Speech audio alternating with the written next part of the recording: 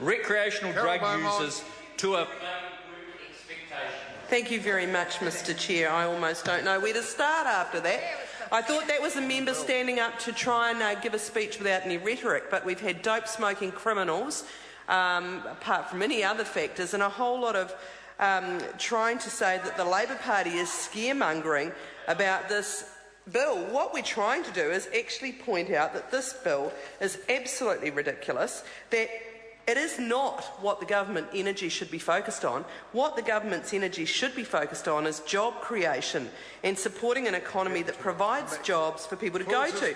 The name of this legislation, the Social Security Benefit Categories and Work Focus Amendment Bill, I believe would be more rightly called the Social Security Beneficiary Blaming Absence of Work and Sanctions Amendment Bill.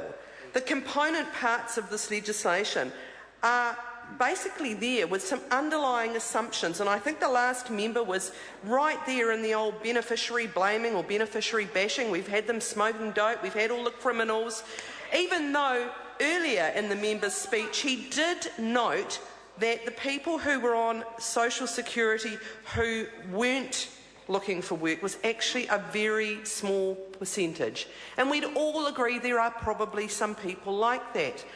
I take absolute exception at the notion that was put up that Labor doesn't support people being in work. That is so absolutely contrary to the facts. Labor has always prioritised job creation, has always seen that paid employment and decent work is the best way to get people out of poverty. You will get no argument from this side of the House, and our track record stacks up. So this legislation, the Social Security Benefit Categories and Work Focus Amendment Bill, or as I say, Beneficiary Blaming Absence of Work and Sanctions Bill, is based on some pretty terrible underlying assumptions, I think. And the member, I think, just illustrated, the member who just spoke before me illustrated with his comments about beneficiaries, the underlying assumptions that people who are receiving benefits don't want to work, or that people who are parents and on benefits are not good parents. Let's look at the facts. There is 6.9% unemployment. 163,000 people are registered as unemployed. Those are the people who are eligible to be registered as unemployed. There are many, many hundreds of thousands more who cannot register and are not counted in those figures. There's 111,000 people wanting more work. We've had numerous examples all afternoon of people queuing for a limited number of jobs. So let's get real here.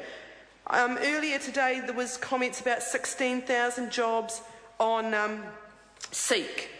Well, 16,000 jobs, even if they were all potentially jobs that the pool of unemployed could take, is not going to even make a dent in 163,000 people being unemployed. The things that are in this legislation, I just want to talk about the domestic purposes benefit, because that's one of the categories here that I think has the real potential for these sanctions to be used, and they are one of the groups that I think are much maligned. 63% of those receiving the DPB at the end of last year were doing so for less than 4 years, and yet the image that is constantly presented is of teenagers deliberately going out and getting pregnant and then staying on the DPB forever and a day. It just is not so. But there are real issues and barriers for people going back into work, and the main one, and I'll repeat it again, is the lack of jobs. There is a lack of jobs, and despite all the crowing about economic growth that's been going on, it is jobless growth that has happened in recent times in this country. Where are the jobs? So that's the biggest barrier for those people getting back into work, which is why I think the title should include this absence of work component rather than work focus. I think would be much more accurate. But training, education, childcare or early childhood education are all issues for people who are on benefits and who have children. And a 2009 IRD paper found that among sole parents, 67% of those available for work had problems getting work that paid enough, 66% couldn't find work for enough hours for it to be worthwhile, and 64% didn't have the skills that employers wanted. Now, in terms of the access to work, the availability of jobs, that will have got significantly worse since 2009. But I want to just focus on this point, Mr Chair.